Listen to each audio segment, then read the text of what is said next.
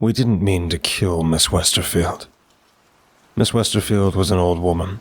She couldn't hear properly, and we often had to yell out our answers so she could understand us. She wasn't a bad teacher in terms of education. I actually learned a lot from her when I was focusing on my work. I guess it was her attitude that caught our attention. She called us toxic brats and repeatedly said we were our parents' mistakes. I don't mean saying it like, "Oh, you kids." I mean she was looking us in the eye and telling us our parents should have used protection. We thought she was joking around at first, but then Nate Isaacs threw a paper airplane at her head, and she completely snapped, twisting around and telling him he would amount to nothing. Right in his face.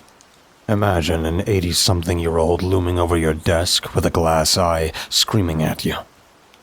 Nate thought it was hilarious. We all did. It was so out of place. Sure, we were used to her scowling and grumbling under her breath, but she had never confronted one of us before, with such confidence, too. She had all these stories of working in the government before she became a teacher. I found it hard to believe that our ancient math teacher was a high-profile government agent, though she did tell some interesting stories. When we asked what exactly it was that she did, she got tight-lipped and refused to say. Apparently, she would be spilling government secrets. Miss Westerfield wore the exact same blouse with the exact same stain on her collar every day. Jack, who was usually the teacher's pet type of kid, innocently asked if she was wearing the same blouse, and she called him a little runt. Granted, Jack Torres did look kind of like a sewer rat, though this set us off into full-blown hysterics, and the madder she became, the funnier it was. And so, the teasing began.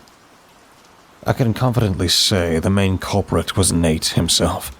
We weren't the type of class who were supposed to get along, and Nate Isaacs was definitely the quiet type of kid who sat at the back and listened to his music. Miss Westerfield affected him, though. She had an effect on all of us. I had never been a bully. None of us had. Sure, I had witnessed it in small doses, but I had never been one. Miss Westerfield changed that. I liked to think she was a witch, that she was the one who made us act like this, which set off the events leading to her death. Because no matter who we were outside of fourth period math, we all came together with a mutual hate for our sociopathic math teacher. It wasn't really hate. I never hated Miss Westerfield. That's what I told the cops when we were accused of murder. Every school has its bad apples, right? Well, that was us. Or at least what we were turned into. I'm not sure how to explain the effect she had on us, and it was even harder to tell the sheriff, who just nodded and smiled and wrote nothing down. How do you explain a realistic type of magic? The type I was sure had been cast over us, because none of us had a logical explanation as to why we acted like this, except magic.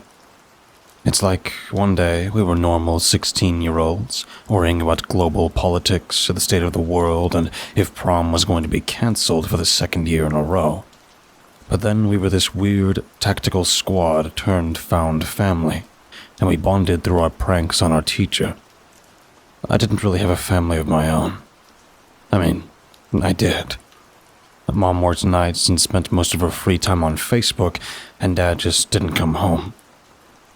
When Nate Isaacs jumped onto a desk one day, suggesting gluing toilet paper to the ceiling with a slightly manic look in his eyes, you would think a group of 17-year-olds would roll their eyes and tell him to stop acting like a baby.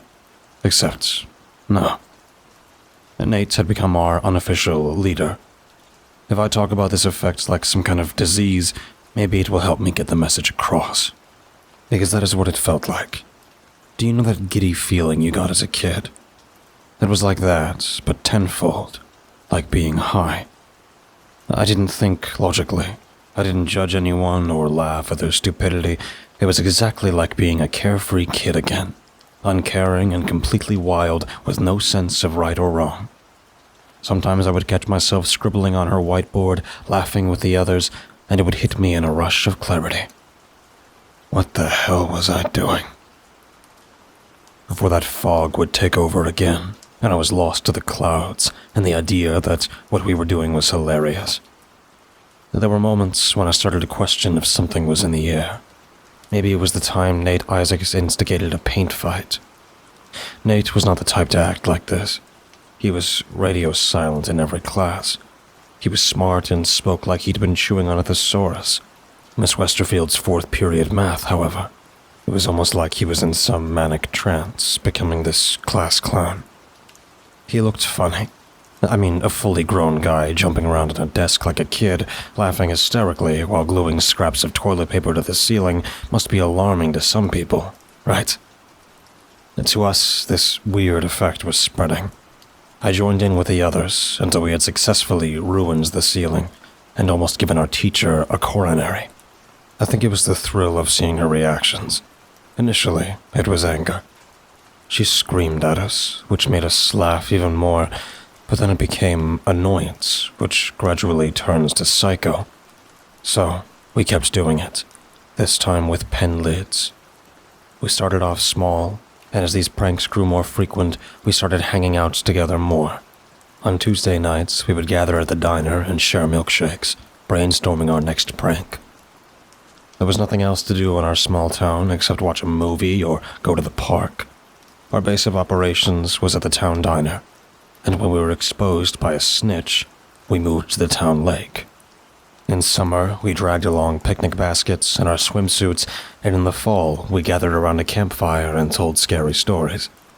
It started off innocently. We weren't technically doing anything wrong. I was surprised that she didn't tell the principal after the toilet paper incident. It was Nate's idea to fake a zombie outbreak. We had fake blood from the theater kids, and the group of us were pretty good actors. What we weren't expecting, though, was for Miss Westerfield to collapse when three of us, freshly zombified, lunged at her with bared teeth and fake blood running down our chin, pretending to bite out of her throat. I didn't think we looked that realistic. We couldn't afford eye contact, and the blood was too thick, but I didn't think of the consequences of scaring an old woman. Things got pretty real very fast. Miss Westerfield had suffered a heart attack, and in the ambulance of the way to the emergency room, had died. The problem was, though, I didn't remember any of this. That my brain completely blanked from my classroom to the sheriff's station. Immediately, we were brought in for questioning, and the spell was broken. It felt like something had been severed inside both my brain and my thoughts, a physical and then mental cut, like a bond being broken. I remember spending almost 8 hours inside the sheriff's station feeling like I had just woken up from a trance. When we were first taken, the 12 of us thought it was funny, somehow. We were still laughing like kids. But it was when we were told that our teacher was dead. That was when everyone kind of stopped, and my brain turned topsy-turvy, a sour paste creeping up my throat. I blinked, and the world around me was so much more gray. My zombie makeup looked childish and wrong in the mirror when I had to run to the bathroom to empty my guts. Catching my reflection was like waking up. I was Noah Samuels, 17 years old. That's who I was. It took me a while for me to remember that, for my name to come rushing back. Like, for the last few months, I had been an extra in my own life, like a character with no identity, and no name. Just a bully and a group of clowns. Swiping away dried vomit, I started to realize something was very wrong. I wasn't supposed to feel this foggy-headed. Inside that room, none of us spoke. Nate tried to, but he was told to shut up. He started with, I don't mean to freak anyone out, but... Jack snapped at him to shut the fuck up.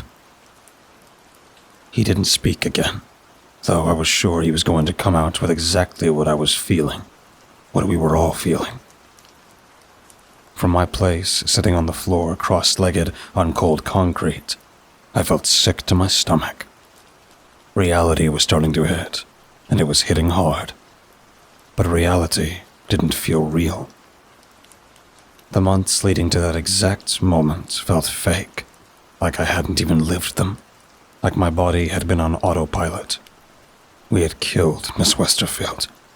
I caught the others' frightened looks. But how? Did we really kill her through a stupid prank?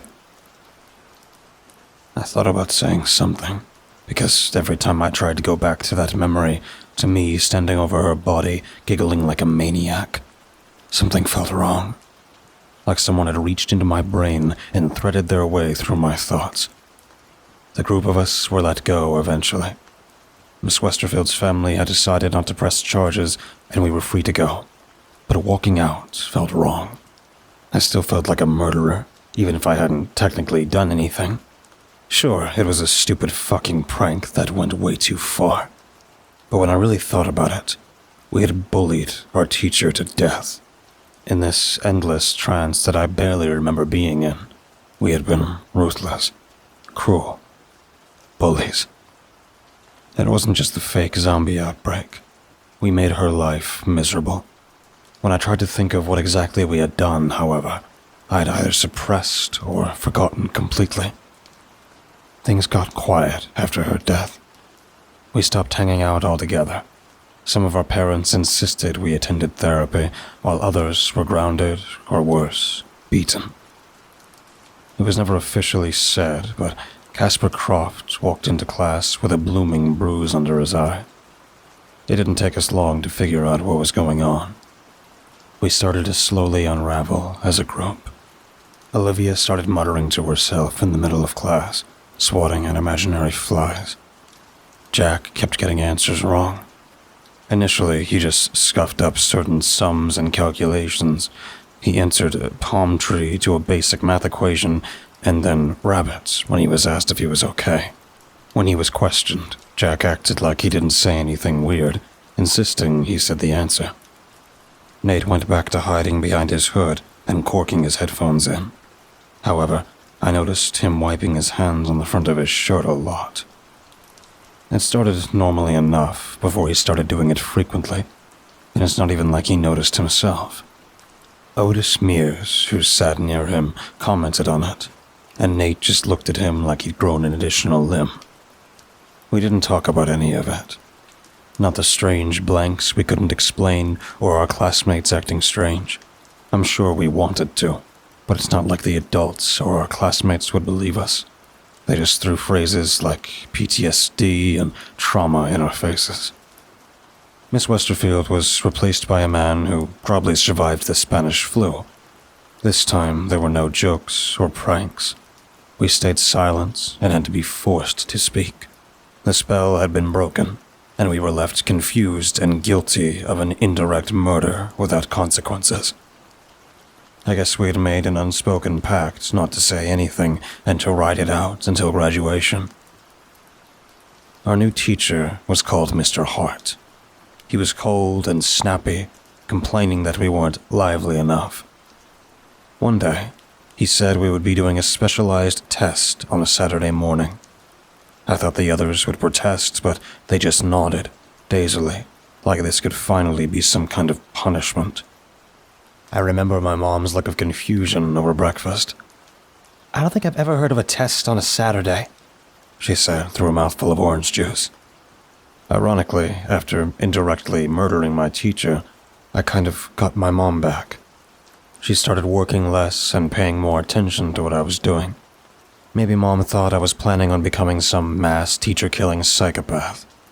She drove me to school and spent the whole car ride reminding me college wasn't far away, and juvie would ruin my life. I sarcastically let her know that Miss Westerfield was my last victim. "So, are you even going to tell me about what happened?" she pushed. Ever since our teacher's death, Mom had been trying to understand. But I didn't have an explanation, except I'm pretty sure I was under a spell. "Like drugs?" Mom twisted to me so fast I thought she was going to crash the car. "No," I said. "I mean actual magic." I looked up from mindlessly skimming through barely loaded Vine videos. The 4G signal sucked where we lived. "Magic." Mom turned back to the wheel with a scoff. "Sweetie, that is disrespectful to the deceased. You can't just say your teacher was a witch." Something cold crept down my spine, and for the first time in a while, my blood boiled. I knew she wouldn't understand. That's why I didn't dare tell her the truth. I had been having nightmares about that exact day, but each nightmare was a different scenario. In some of them, I was holding a knife, grinning down at my teacher's corpse, while others, I watched my cohorts scoop her insides from her body with their bare hands, bathing themselves in glistening gore. Looking down at my hands, they were slick scarlet. Fuck. Blinking rapidly, I swiped them on my jeans. Maybe I did need therapy after all. I shook my head of the dream that continued to creep on me. You're supposed to forget your nightmares, but this one wouldn't leave me alone. It felt almost as real as reality, and I'd found myself pinching myself on multiple occasions. Well, how do you expect me to explain it? I snapped. How am I supposed to explain not being in full control of myself, Mom? Her gaze didn't leave the road. Can you expand on the not being in control of yourself? I don't know, I admitted. I had a brain blank. The next thing I knew, I was being hauled into the sheriff's office, and my math teacher was dead. Don't say it like that. What else do you want me to say? She was dead, Mom. I came to her at the sheriff's station, and they told me she was dead. I caught the rhythmic beat of her fingers on the steering wheel. Mom was pissed. So, you were taking drugs? Her voice grew shrill. You blanked out the ordeal completely. No, that's not what I'm trying to tell you, I gritted out. You know Nate Isaacs, right? The mayor's son. I straightened up. Yes, Nate wasn't acting like his usual self. He was acting like a kid, Mom. I keep telling you, it's like we were under a spell. Nate doesn't do shit like that. His father's the mayor. Why would he act like that? I don't know. He reads boring books with shitty titles and looks down on the rest of us for breathing. He said like 3 words since freshman year, and I think she did something to him. I didn't realize I was shouting until Mom held up her hand for me to lower my voice. Can't you see what I'm saying? He started paint fights. He stuck toilet paper to the classroom ceiling and glued cards on his face just to get a reaction out of her. That wasn't him. Mom stopped at a red light. You think your dead teacher cast a spell on your classmates to make him bully her? Yes. I caught her words, and then her darkening expression. Outside, I glimpsed Haley Derry walking to school, kicking through fall leaves. She was nodding her head to music corked in her ears, her ponytail bouncing up and down. Wait, no, you're twisting my words. Aha. I slumped in my seat. You don't believe me, so what's the point? I believe that you have an imagination. Mom rolled her eyes. Seriously, though, I can understand that you thought you were having fun, but that poor woman was probably suffering. She sighed. I wish you were mature enough to realize what you were doing was wrong. I bit back a groan. What would you say if I told you I could barely remember the last few months? I would send you to a doctor, sweetie. Okay. I nodded. Well, I doubt a doctor would be able to diagnose me as being under some crazy magic spell. Mom sent me a sharp look. Noah, you're being ridiculous. If you were in fact taking drugs, you can tell me. I won't be mad. She caught herself. Okay, I will be mad, but at least I will have an explanation as to why my son has gone completely off the rails and killed a teacher. She did that thing she always did when her lip wobbled, and I was expected to feel guilty. Do you even realize what you've put me through? Mom exhaled. I had a feeling weeks of pent-up frustration and fake smiles had led up to this. Mom wouldn't even look me in the eye when she bailed me out. I had to take time off and explain to my boss that my 17-year-old son has bullied his math teacher to a heart attack. Do you even understand what you've done? She was crying then, and I found myself attempting to console her before she shoved me away. You should know right from wrong by now. She tightened her grip on the wheel. You've forgotten your contact lenses? Mom said. You know you get migraines when you don't wear them. I'm fine. That was a lie. I couldn't see shit without my contacts or glasses. I dropped my phone in my lap, my gaze flitting to fall leaves strewn across the sidewalk outside. You asked me to explain what happens to me, and that's it. I don't remember half of the shit I did, and when I try to recall it, it's like picking through a fucking dream. I don't know why I stuck toilet paper everywhere.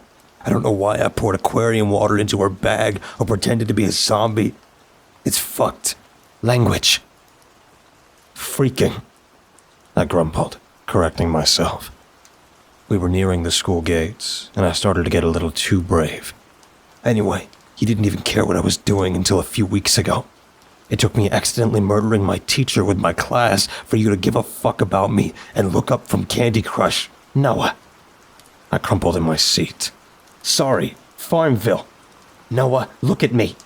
I did, turning to my frazzled-looking mother whose eyes were shadowed with sleep circles.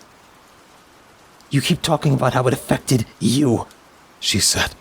You haven't once mentioned your teacher's family or Miss Westerfield's feelings. You didn't even ask to offer your grievances. I'm sure that would go well.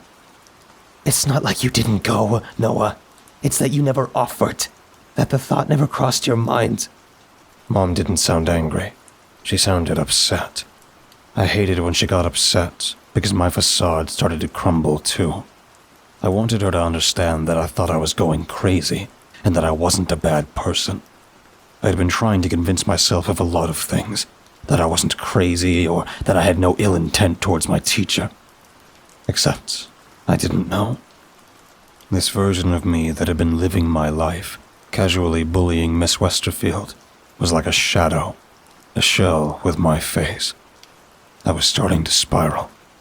I found myself rubbing my hands on my jeans, my stomach twisting, chest tightening. I had to get it off, was all I could think. I had to get it off. I felt filthy and wrong, and every time I dared glance down my hands, they felt wet and warm. Before Mom could give me a grand speech on getting help, I climbed out of the car and slammed the door shut before she could wind the window down. I saw her attempt to try and say something, but Mom just turned back to the steering wheel, her expression crumbling. She drove away before I could tell her I was fucking terrified of my own mind, and what I had really done to my teacher. Because the terrifying reality was that we didn't know. All we knew was that she was dead, and the family didn't want to disclose any details. When I arrived at the school's gate, a security guard let me in. Odd. I don't think I'd ever seen security. But it was a Saturday, so I figured I was just ignorant in a sea full of kids who thought the world revolved around them. When I was walking through the automatic doors, though, I glimpsed a large truck reversing into the parking spot. It looked like the school was getting work done. I signed in at the main reception and was directed to the main auditorium. The school was eerie on a Saturday. It was darker, somehow. Light fixtures flickered over my head as I headed to my locker to dump my backpack and phone. The instructions were to leave all of our stuff in our usual locker and then head to the auditorium. I was headed towards the staircase when a classroom door rattled once before going still. In the eerie silence of the hallway, shivers crept their way down my spine. I had a moment of, fuck, is there someone in there? And then I remembered the janitor most likely did a deep clean of the campus on weekends. Still, though, I found my gaze flickering to my hands, expecting to see bright red. No, they were just my hands. So why did I still feel filthy? Why did I feel like something was caked into my fingernails? Before I could spiral into that territory, I made myself scarce, navigating my way to the auditorium with a twist in my gut. I couldn't stop thinking about that classroom door, the way it had rattled once, as if someone had slammed their fists into it once. And then what? The hall was already filling up with my class when I entered and slumped into my seat right at the back. Nate was missing from his usual place near me. I hadn't seen the guy in a few days. There was a flu going around, though Nate wasn't one to miss classes. Olivia Reyes was sitting in front of me. When I walked in, I saw her scratching at her arm, and then bending down to claw at her leg. The skin on her arm was flushed red when she raised her hand, lips curled into a scowl. "Why are the blinds closed?" she demanded, tapping her feet against her chair leg. I had been wondering that too, because something was definitely going on outside. Mr. Hart was standing at the front, sorting through papers with a pair of white rubber gloves. Our teacher had been a germ freak, so it wasn't out of the ordinary for him to be wearing gloves. His wrinkled eyes were shaded with a pair of expensive-looking glasses with colored lenses. Mr. Hart never wore glasses. When he lifted his head, his lip quirked into a rare smile. "Do you want to be distracted, Olivia?" She shrugged. "I want to see the outside." The girl scratched at her arm again. "I'm not getting any vitamin D in a dark room. I'm actually vitamin D deficient." The teacher nodded. "Well, you can get a note from your mother, and I'll move you to a room with sunlight streaming through the windows in the next test." "But, can we go to the bathroom?" Jack spoke up from the front. He had already offered to hand out the test papers, only to be immediately shut down. "'Cause I heard last year some kid from Australia held it in for the whole class and his bladder exploded. Like, literally. He had to be airlifted to the emergency room." "Yes." Mr. Hart began handing out papers, and a dull pain splits down the back of my skull. Migraine. I could feel it brewing, glimmers of light bleeding across my vision. My teacher's voice felt like a knife digging into my head. Something pricked on my arm. A stray bug skittered across my skin. I brushed it off, swallowing a cry. Bugs. Was there some kind of infestation? "If you need to go to the bathroom, you can go." I didn't realize I had dropped my head onto the cool wood of my desk until a voice brought me back to fruition, my thoughts swimming. "You may begin," Mr. Hart announced, except I couldn't concentrate. I was covered in bugs, but every time I looked, there was nothing there. I could feel them. I could feel their phantom skittering legs running up and down my legs and arms, creeping across my face and filling my mouth. Fuck. The pain in my head was worsening, no longer a dull thud that I could ignore. The test began. At least, I think it did. The room was silent. I was trying to blink away the sharp lights blooming into my vision. My migraines weren't usually this bad. "Noah, are you sick?" I looked up, blinking rapidly. There was a shadow looming over me. Mr. Hart holding my test paper. "Not really." I managed to get out. "I have a migraine." "That is not an excuse." My teacher slapped down the paper. "If you do not complete the test, you will be suspended." The man's words didn't feel real. His voice, white noise. There was just the pain in the back of my eyes and splitting my skull open. I blinked again, and the shadow of Mr. Hart's voice blurred into one confusing mix of color. "I can't see," I said. "I can't read the test. So what do you expect me to do?" "To avoid being suspended, I expect you to grin and bear it." I nodded and tried to smile, snatching the test paper off of the man. "Fine." When he walked away, I bowed my head to appear like I was writing, when, in reality, I had my eyes squeezed shut in an attempt to chase away the light show going off in the backs of my eyelids. I don't think I fell asleep, though it felt like I did. I was back inside my math classroom in my zombie makeup, laughing hysterically over the body of Miss Westerfield, when something screamed. No, not a voice. It was a sound. The world spun round and round as I dropped to my knees, my hands pressed over my ears, the pressure slamming into my head. Peeling back my hands, my palms were wet and sticky, bright scarlet trickling down my fingers. I was screaming into the floor when it stopped. A voice sounded, but I didn't recognize it. The doors flew open, figures streaming through, and I was being dragged to my feet. Jack was standing in front of me, his lips stretched into a wide grin. Nate, Olivia, Otis, all of them laughing, their faces, hands, and fingers stained red. The figures around us did not have faces. I could feel their hands grabbing hold of my arm and pinning them behind my back. This time, we were covered in Miss Westerfield. The sound of a pencil hitting the floor snapped me out of it, bringing me back to the present. Sitting in the auditorium, my stomach trying to projectile into my throat. I could still hear that sound, faded, but still there, slowly bleeding its way into my brain. Not real, I told myself.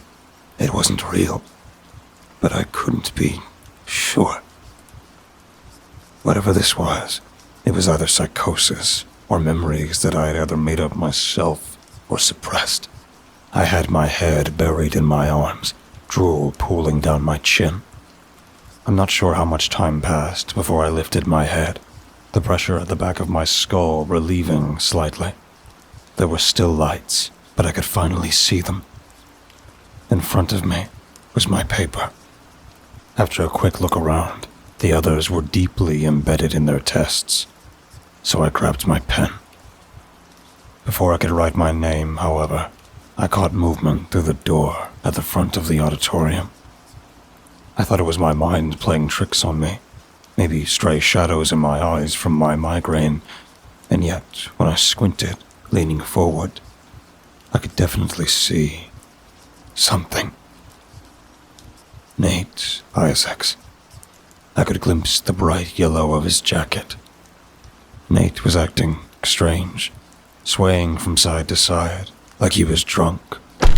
When his head slammed into the door and I glimpsed the expression of red on the glass, I thought back to the rattling classroom door. By now, the rest of the class had noticed Nate. Mr. Hart? Olivia's voice broke around the latter of his name. She didn't seem to notice our disgruntled classmate. I can't read the last question. Look at the question, Olivia. I am, but it's all too squiggly. Nate slammed his head into the door again, this time stumbling his way through. He didn't look like Nate. He looked almost rabid, a bloody surgical mask over his mouth. In front of me, Olivia screamed, and Jack leapt up with a yell. The rest of the class were frozen, their gazes glued to the boy. We were all seeing this, right? I think that was the question hanging in the air. Nate, the class joker and our former leader, was covered in blood, his jacket sleeve stained, revealing scarlet. His crown of dark brown curls was bowed, only for his head to finally snap up. This time, I was the one who cried out, but my shriek had caught in my throat. Nate's entire face was drooped to one side, eyes half-lidded and vacant. When he pulled back his mask, his teeth gritted together in a vicious, animalistic snarl. I could see the bite on his arm, teeth marks denting his flesh. The world around me seemed to stop when Nate stumbled forward, swaying side to side, a feeble groan escaping his lips.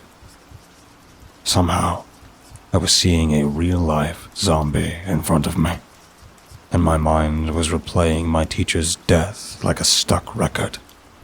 I could feel myself slowly skirting back on my chair, my gaze snapping to Mr. Hart, who wasn't paying attention. Instead, he was sitting silently, eyes on a pile of papers he was signing. Jack was the first one to speak in a shrill yell when Nate crashed through an empty desk. Mr. Hart, Jack slammed his hands over his ears. what's going on? The teacher ignored us. ignored the violent crash of desks flying forward. It took me half a minute to remember how to move, jumping to my feet and staggering back. Nate's expression was blank, lips contorted like he was trying to move them. I didn't know how to use a weapon. Until 5 minutes ago, zombies were fictional. I wasn't moving fast enough. Nate's head lolled to the side, empty eyes slowly drinking me in. He was lunging at me before I knew what was happening. His speed didn't make sense, fingernails gripping hold of my collar and forcing me backward. In the corner of my eye, Jack made for the door.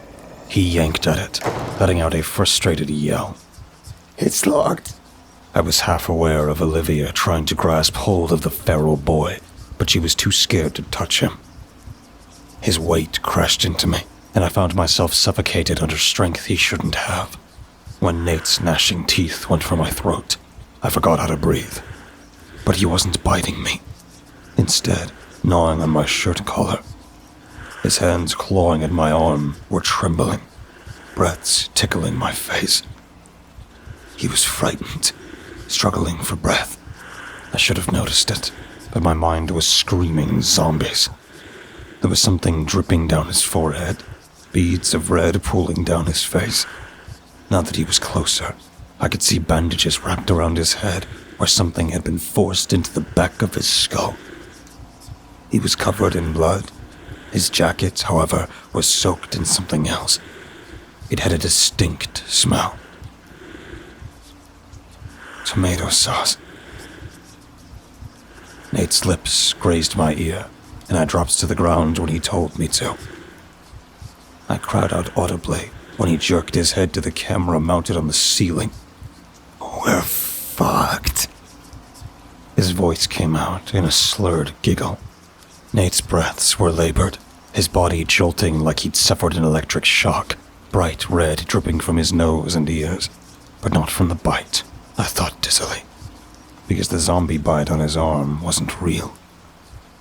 The intrusion in the back of his skull, however, which had been clumsily wrapped with bandages, was real, causing a slurred speech. Nate Isaacs was not zombified. He was dying. They're fucking watching us. Nate whispered into my neck. I could feel his jaw clenching, teeth working like he was ripping out my throat. Play along.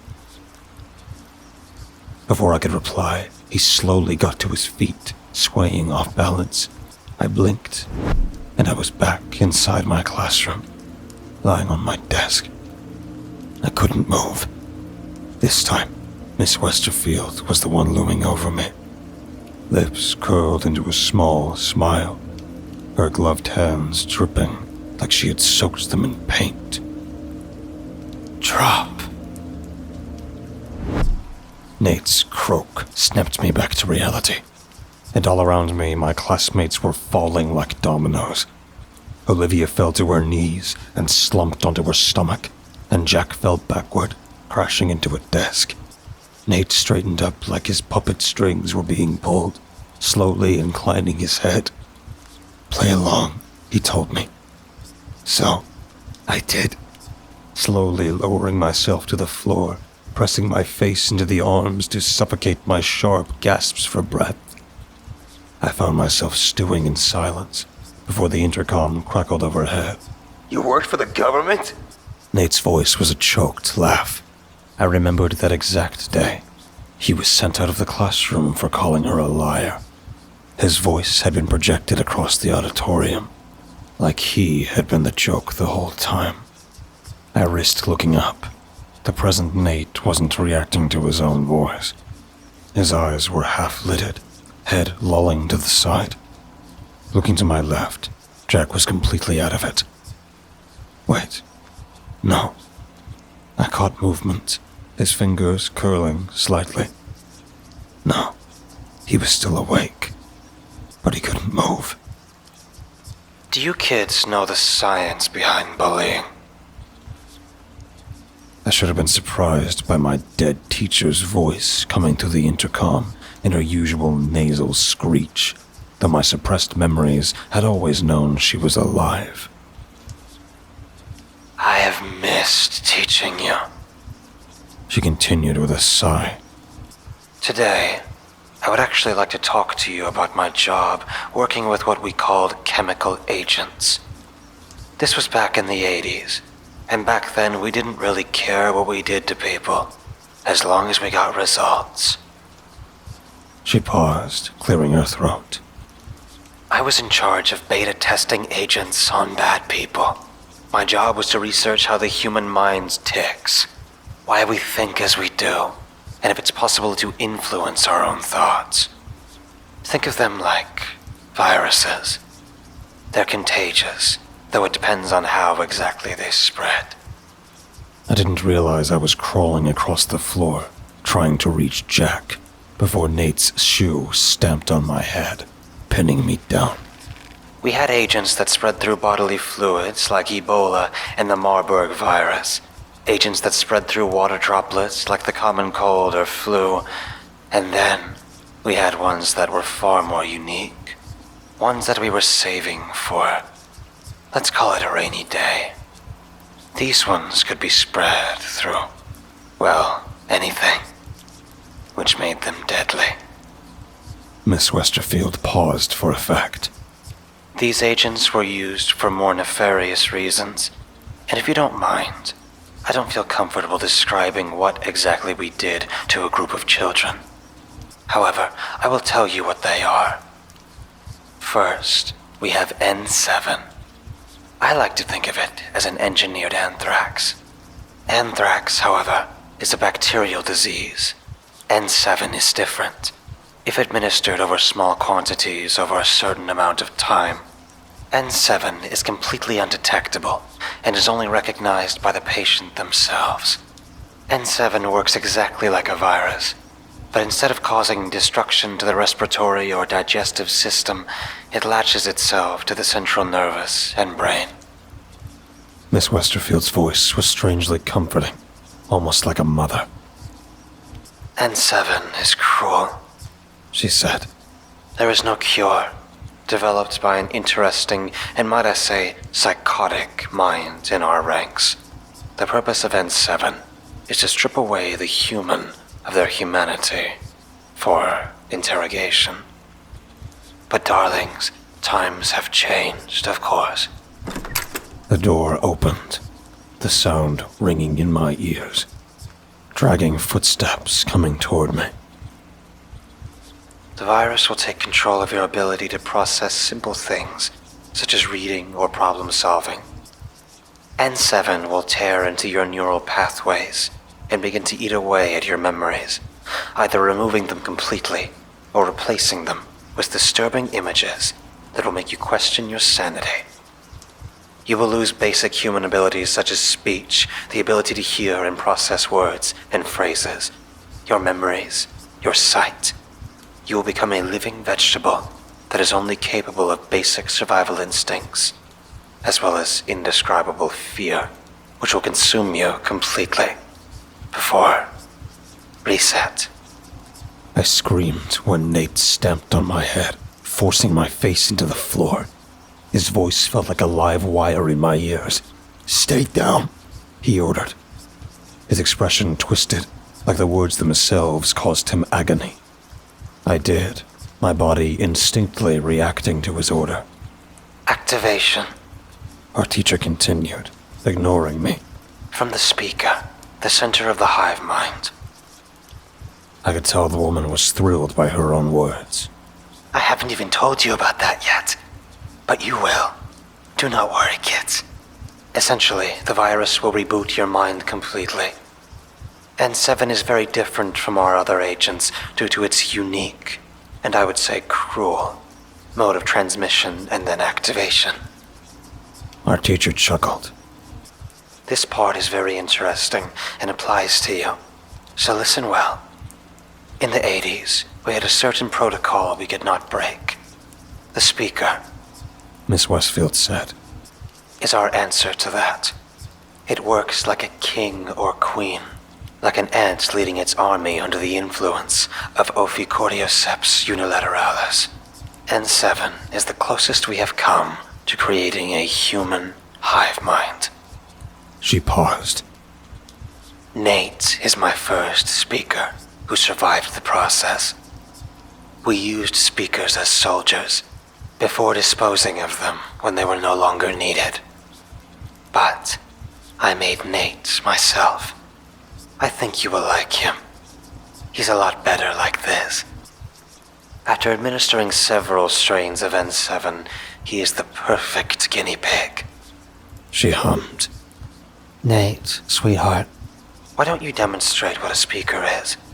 I'm sure you've been excited to show them your skills. I could breathe again when the boy lifted his boot from my face. Choke. His words were like writhing insects creeping into my ears. I felt my chest tighten, all of the breath sucked from my lungs. I was choking. Now, of course, you're not actually choking. Miss Westerfield said. But if a voice powerful enough with the new N7 strain takes over your brain, especially an infected brain connected to the hive mind, then your body will believe anything and everything the speaker says. The bitch paused for effect again, like she was doing a fucking TED Talk. Now, if you would excuse me, I will be preparing for stage 2 of this project. Stage 1 was research into why exactly we bully. What is the science behind it? Can we influence some minds to be cruel without a reason? The second is, of course, the effects of N7 on younger subjects. I would like to see how a group of 17-year-olds react when full activation is complete. And if they survive, Noah is a wild card right now. He did not touch his test paper, nor look at it, which means right now, he is yet to be activated. She was talking to someone else, I realized. Sleep. Miss Westerfield was right. Nate's voice slammed into me like waves of ice water, drowning my thoughts in fog. This time, it was an order, and my mind started to fade, my eyes growing heavy. It wasn't real. I wasn't really tired, but the voice in my head had already tightened its grasp, suffocating me. Noah, sweetie. Mom's voice came through the intercom in a crackled hiss, and I felt myself jolt, my body writhing under Nate's control. She wasn't real. You need to learn your lesson. Mom's voice sounded real, and yet I was alone, curled up on the floor of our school auditorium, choking on phantom bugs filling my mouth. Nate Isaac's words contorted my thoughts, twisting me into his puppet. Just do exactly what your teacher tells you, and this will be over soon, baby. I did know one thing for sure. We were very fucking wrong about our teacher.